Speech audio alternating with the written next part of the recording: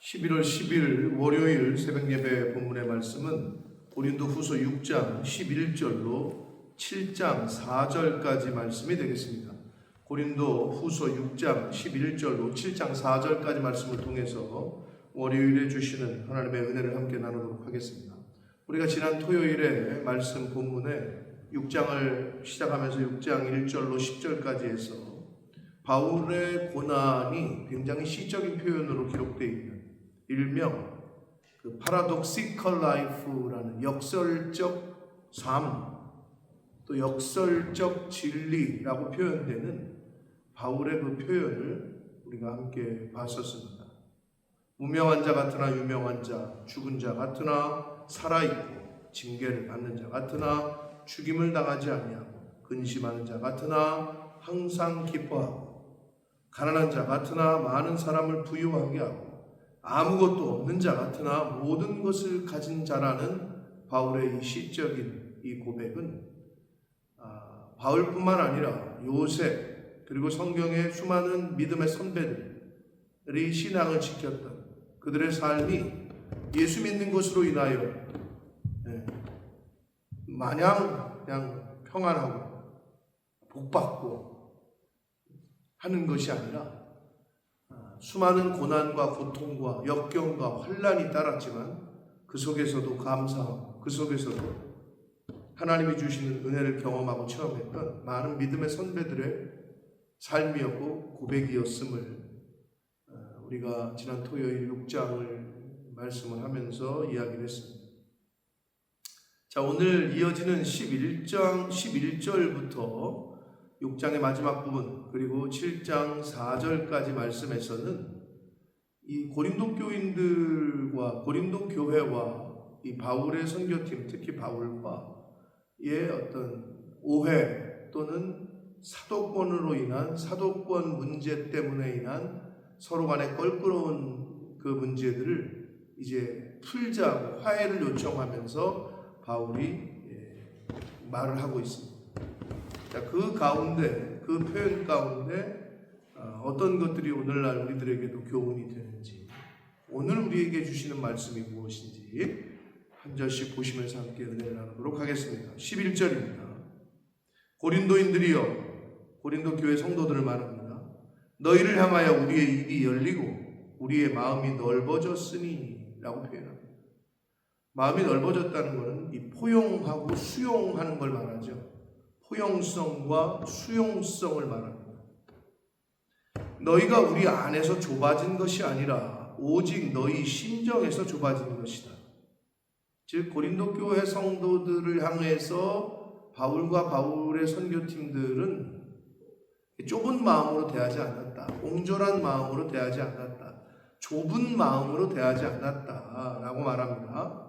오히려 너희들 스스로가 마음을 좀 닫았다. 그리고 좁은 마음이다 라는 걸 이야기를 하면서 13절 내가 자녀에게 말하듯 하노니 이렇게 표현합니다. 바울 사도의 마음이었을 거예요. 아버지와 같은 마음. 내가 자녀에게 말하듯 하노니 보답하는 것으로 너희도 좀 마음을 넓혀라. 부모의 심정으로 아비의 심정으로 내가 너희를 향해서 기도하고 말하는 것이니 너희들도 좀 마음을 넓혀라 라고 이야기합니다. 여러분 마음이 닫히면 그리고 마음이 좁아지면 편견과 왜곡된 시각으로 사람을 보게 돼요. 그러니까 마음이 넓은 사람, 그러니까 수용성이 넓고 포용성이 넓은 사람과 그렇지 않은 사람의 특징은 마음이 좁잖아요. 또는 마음이 닫혀 있잖아요. 그러면 왜곡, 잘못된 삐뚤어진 시선으로 상황을 바라보게 되고 그 사람의 말을 듣게 되고 그렇게 쳐다보게 된다고 해요. 그렇기 때문에 바울 사도는 지금 고린도 교인들을 향해서 마음을 좀 넓히라 라고 이야기를 합니다. 14절부터 7장 1절까지의 이 내용은 믿지 않는 자들과 함께하지 말고 성별한 삶에 대한 권고를 하고 있는데, 구별된 삶을 살라고 이야기하는데, 누구에게? 고린도 교인들에게, 오늘날 예수 믿는 사람들에게. 그럼 왜 믿지 않는 자와 함께하지 말라는 거냐? 당시 고린도 교회의 거짓 교사들과 잘못된 그 신앙관을 가지고 있었던 사람들로 인해서 이 교회가 시끄러웠고, 그 누룩이 이 온 떡을 다 이렇게 전염시키듯이 그 잘못된 시각과 잘못된 말들이 온 교회에 퍼져 있었기 때문에 이 교회의 분쟁이 되고, 이 마음을 닫힌 복음에 대하여, 바울 사도에 관하여 대하여, 그 복음을 전하고 가르쳐준 교훈에 대하여 마음을 닫은 사람들이 다른 말을 하고 다른 이야기들을 꺼냈기 때문에 교회가 시끄러웠다고 합니다. 그런 자들과 좀 구별되라는 권고를 지금 하고 있는데, 이건 오늘날도 마찬가지입니다. 신천지의 특징이 그거라고 그랬잖아요. 일명 추수꾼들이 정상적인 일반적인 통의 교회를 들어와서 뭐라고 얘기하냐면, 목사와 성도 간의 관계를 이간질하고, 장로와 성도 간의 관계, 성도와 성도 간의 관계를 이간질을 한단 말이에요. 틈을 낸단 말이에요. 그러니까 여러분, 다른 게 신천지가 아니에요. 다른 게 이단이 아니고 다른 게 사단의 종로로 타는 게 아니에요. 교회를 어지럽히고 하나 되지 못하게 하고 나눠지게 하고 분리되게 만들고, 그러면 사단의 종로로 타는 거예요. 의의 병기가 아니라 마귀 사탄의 하수인으로 쓰임받게 되는 거죠. 근데 본인들은 몰라요. 본인들이 잘하는 거래. 본인들만 교회를 사랑하고 본인들이 하나님을 사랑하는 거라고 착각을 하는 경우가 있어요. 이거는 어느 교회에서나 마찬가지입니다. 하나님의 말씀에, 그리고 주의 종의 말에 순종하고 그렇게 따라가고 최선으로 돕고, 그리고 그 책임은 하나님이 사도에게, 주의 종에게 물을 거란 말이에요. 근데 요즘은 그걸 교회가 묻는 경우가 있어요. 근데 거기서부터 어지러워지기 시작합니다. 그래서 그 부분에 대해서 이야기하는 거예요. 14절, 너희는 믿지 않는 자와 멍에를 함께 매지 말라. 이게 가끔은 이제 그 결혼할 때 이 표현을, 이 구절을 인용하기도 하는데요. 남녀관계 사귈 때. 그건 폭넓게 해석을 하는 거고, 이 본문, 이 말씀이 왜 여기에 나왔냐 하면, 교회를 어지럽히는 사람들이 있었단 말이에요. 그러니까 믿음이 없는데 교회에서 들어와서 교회 내에서 엉뚱한 소리를 하고 교회를 어지럽히고 사도와의 관계를 힘들게 하고 성도와 성도 간의 관계를 나누게 하고 분리시키고 하는 이들이 있었단 말이에요. 복음을, 예수 그리스도를 믿지 않는 사람들이에요. 그들은. 그러니까 그들과 뭔가를 함께 할 수가 없어요. 교회의 짐을 나눠질 수가 없어요. 왜냐? 그들은 교회의 짐을 지려는 마음이 없어요. 여러분, 주변에 보면 교회의 어려움과 또 옆에 있는 성도들의 어려움과 또 주의 종의 어려움을 함께 하려고 하는 사람이 있는 반면에, 그거는 그거고 나는 나고, 이런 사람들이 있어요. 그들과 주의 일을 함께 할 수가 없어요. 그 얘기를 하는 거예요. 그러시면서 비유를 드는 게, 의와 불법이 어찌 함께하며 빛과 어둠이 어찌 사귀며 같이 있을 수, 빛이 있다는 건 어둠이 사라졌다는 거예요. 네. 뭐 당연한 거죠. 그리스도와, 예수 그리스도와 벨리알, 우상이 어찌 조화되며 믿는 자와 믿지 않는 자가 어찌 상관하며 하나님의 성전과 우상이 어찌 일치가 되리요. 우리는 살아계신 하나님의 성전이라. 이와 같이 하나님께서 가르쳐 주시고 말씀하시기를 레위기 26장 12절을 인용하면서 내가 그들 가운데 거하며 두루 행하여 나는 그들의 하나님이 되고 그들은 나의 백성이 되리라. 그러므로 이사야 52장 11절을 인용하면서 17절에 너희는 그들 중에서 나와서 따로 있고 부정한 것을 만지지 말라. 내가 너희를 영접하여 호세아 1장 10절을 18절에 인용하면서 너희에게 아버지가 되고 너희는 내게 자녀가 되리라. 전능하신 주의 말씀입니다. 구약 성경을 인용하면서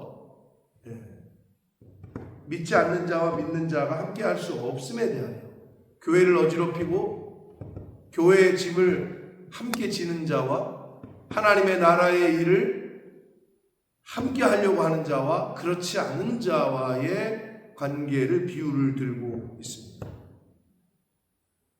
여러분, 성도와 불신자, 믿는 자와 믿지 않는 자의 차이를 말씀드리면 믿는 자, 즉 하나님의 자녀로 예수 그리스도를 영접한 사람들의 존재의 이유, 이 세상에서 살아가는 이유는 하나님의 영광이에요. 먹든지 마시든지 주의 영광을 위하여. 그게 존재의 이유예요. 여러분, 그거를 믿는 사람들조차도 자신의 존재의 이유를, 아이덴티티를 정확히 하지 못하면 흔들리는 거예요. 근데 불신자는 뭔지 알아요? 이 세상을 살아가는 하나님이 없는, 말씀이 없는 사람의 존재의 이유는 자기 만족이에요. 그걸 세상 사람들은 뭐라고 표현하느냐? 자기 개발, 네 꿈, 너가 좋은 거, 너가 하는 인생의 목적을 이루어라. 자기 만족이에요. 그렇게 표현하지만, 포장하고 있지만 그냥 네 좋을 대로 살라는 거예요. 네가 원하는 대로 살라는 거예요. 이건 근본적으로 차이가 나는 겁니다. 그리고 믿는 사람, 성도의 가치관은 항상 영적이어야 돼요. 영적이에요. 영적인 거에 가치를 두는 거죠. 그러나 믿지 않는 사람들의 가치는 어디에 있느냐? 육적이고 세상에 있어요. 가치를 세상에 둬요. 그리고 굉장히 육적인 거예요. 그리고 믿는 사람들의 마지막은 영생이나 불신자들의 마지막은 영벌이에요. 근본적으로 차이가 나요. 그러니 함께 할 수가 없는 거죠. 자, 이 부분을 구약성경 레위기와 이사야의 말씀과 호세아의 말씀을 인용하면서 당시에 구약을 잘 알고 있었던 유대 교회, 기독교인 유대교회에 아주 뿌리를 두고 있었던, 아직도 복음을 제대로 받아들이지는 못한 채 교회에 남아 있었던 사람들에 대하여 교훈을 하시고 있습니다.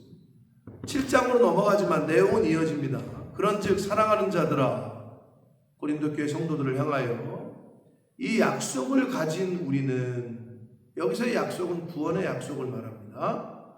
하나님을 두려워하는 가운데서 거룩함을 온전히 이루어, 하나님의 명령이었으니까 내가 거룩하니 너희도 거룩하라. 거룩함을 온전히 이루어 육과 영의 온갖 더러운 곳에서 자신을 깨끗하게 하자, 성결하게 하자라고 이야기합니다. 하나님을 두려워하는 가운데서라는 말은 하나님을 경외하는 가운데서라는 그 의미입니다. 그러니까 하나님을 경외하는 사람들은 세상과 구별되게, 성결되게 구별돼서 깨끗한 삶을, 거룩한 삶을 지향해야 하는 것이 바로 성도의 자세이고 모습이다.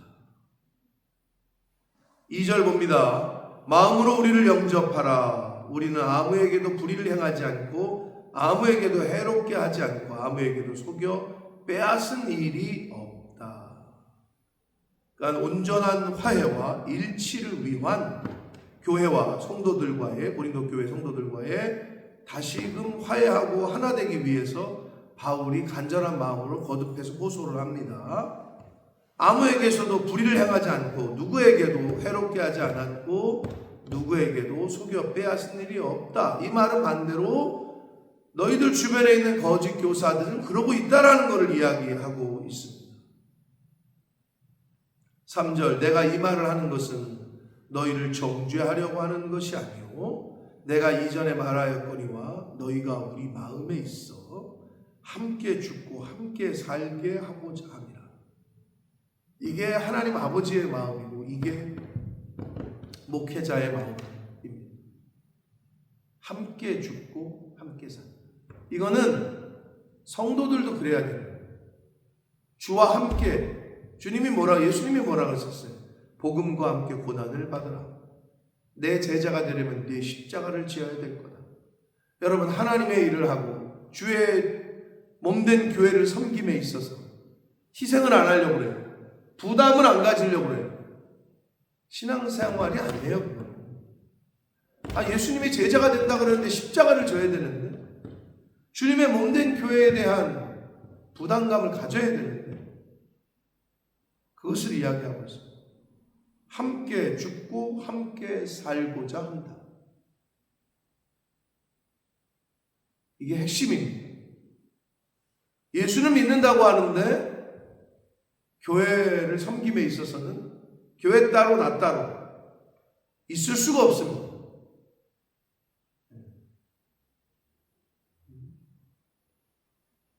이 자세를 목사도 성도도 갖는 교회가 부흥하고 함께 사는 것, 거기에 핵심이 있어요. 그래서 어려운 일이 닥치고 환난이 닥쳐봐야 그 공동체가 진짜였는지, 그 공동체가 잘 성장을 해왔는지, 아니면 가짜였는지, 또는 성장하지 못한 어린아이와 같았는지를 어려움이 닥치면 알 수가 있다. 4절, 나는 너희를 향하여 담대한 것도 많고 너희를 위하여 자랑할 것도 많으니 내가 우리의 모든 환난 가운데에서도 위로가 가득하고 기쁨이 넘친다. 이 말은 바울이 고린도 교회 교인들을 향해서 가졌던 너희가 우리의 편지 아니냐, 앞서서 무슨 추천서가 필요하냐, 너희들 한 사람 한 사람이고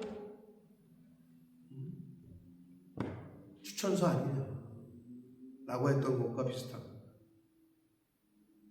바울은 고린도 교회 성도들을 때문에 위로를 받았고 기쁨이 넘친다 라고 고백하고 있습니다. 사랑하는 성도 여러분, 그래서 교회는 목회자와 성도 간의 관계에 있어서, 그리고 우리와 하나님과의 관계에 있어서, 하나님 아버지의 자식이 부모의 자랑이죠. 당연히 자랑이 되어야 하고, 또 부모는 자식에게 있어서 기쁨이 되어야 돼요. 평안을 줄 수 있어야 돼요. 안식처가 되어야 돼요. 하나님 아버지께서는 그러고 계시단 말이에요. 하나님 아버지께서는 이게 바로 하나님 아버지와 우리와의 관계고 목사와 성도와의 관계여야 돼요. 바라기는 하나님 아버지와의 관계를 잘 하셔서 함께 살고 함께 죽고 주님의 몸된 교회와의 정체성을 잘 정립하셔서 주님의 몸된 교회와 내가 함께 살고 함께 죽고, 교회 따로 나 따로, 이건 하나님 따로 나 따로, 말씀 따로 나 따로 있을 수가 없는 거예요. 그러므로 바울이 고린도 교회와 성도들을 향해서 위로와 기쁨이 넘쳤다고 고백하고 있는 것처럼 우리 교회가 하나님 아버지와의 관계를 바로하고 목사와 성도 간의 관계를 바로하고 교회를 향한 마음을 바로해서 오늘 말씀처럼 주님과 함께 살고 주님과 함께 우리의 옛사람은 죽여가고 고칠 거는 고치고 단위를 이룰 단위를 이루어가는 그러한 우리 교회가 되기를, 또 그러한 신앙생활을 하시는 저와 이 말씀을 듣는 모든 한 사람 한 사람이 되기를 예수 그리스도 이름으로 축복합니다. 살아계신 하나님 아버지, 감사와 찬송과 영광을 올려드립니다. 오늘도 생명을 주시고 말씀을 통해 교훈해 주시니 아버지 감사합니다. 오늘 내가 들어야 될 말씀이 있어서 오늘 이 시간 말씀을 해 주신 줄 믿습니다. 그 말씀 붙잡고 오늘 한 날을 살게 하시고 남은 인생을 살아가는 우리 신앙생활, 믿음생활, 우리 남은 삶의 지표가 되게 하시고 방향이 되는 그러한 말씀이 되게 하여 주옵소서. 예수 그리스도 이름으로 축복하며 기도합니다. 아멘.